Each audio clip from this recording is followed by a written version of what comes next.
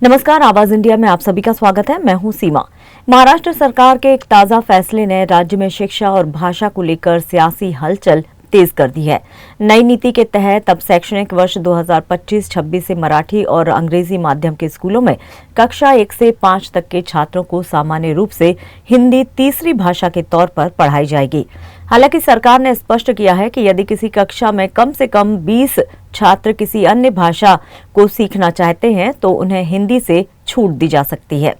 School शिक्षा मंत्री दादा भुसे ने इस नीति का समर्थन करते हुए कहा है कि हिंदी आम बोलचाल की भाषा है और इसे सीखने से छात्रों को आगे चलकर उच्च शिक्षा और रोजगार में लाभ ही मिलेगा। उन्होंने ये भी चेतावनी दी है कि जो स्कूल मराठी को अनिवार्य रूप से नहीं पढ़ाएंगे उनके खिलाफ सख्त कार्रवाई की जाएगी। लेकिन इस फैसले पर राजनीति विरोध भी अब तेज हो गया है। कांग्रेस और महाराष्ट्र नवनिर्माण सेना ने आरोप लगाया है कि सरकार हिंदी को पिछले दरवाजे से थोपने की कोशिश कर रही है। मनसे प्रमुख राज ठाकरे ने दो टूक कहा है कि राज्य में हिंदी थोपने की इजाजत नहीं दी जाएगी।